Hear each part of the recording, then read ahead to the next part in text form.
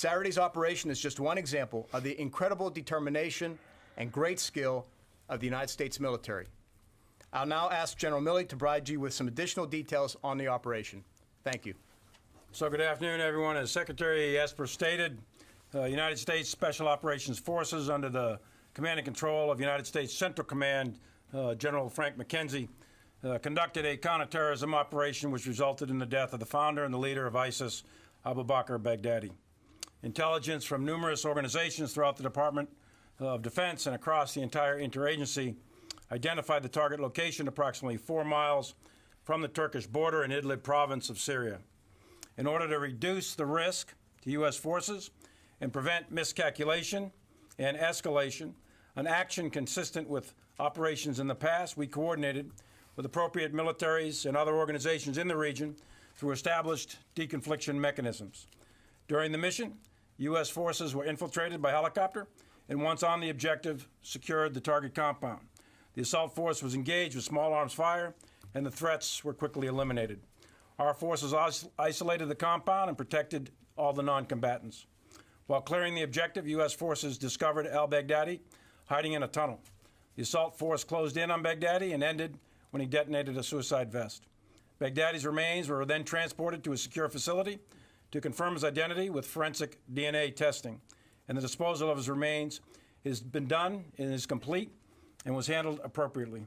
The success of this complex operation is an incredible testament to the professionalism of the men and women of the Joint Force and our interagency partners in their courage and their bravery. They put themselves in harm's way time and time again to protect our great country. The Secretary and I will now take your questions. First, what was used to destroy the compound? What kind of ordnance was used to destroy the compound? Also, you mentioned that you had video. Do you have video from inside the tunnel itself? And if so, were you able to get that because the canine was wearing video, or did you have something else? Wait, one more. Yep. And That's name of the... You just get one. Okay, how about 1.5? The name of the canine, please. And that was mine. That's it. You get 3, that's 3.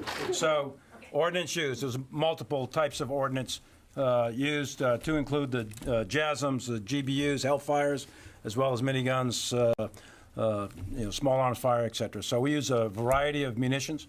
And those the bombs were used at the tail end in order to destroy the compound, which you saw on various videos, etc.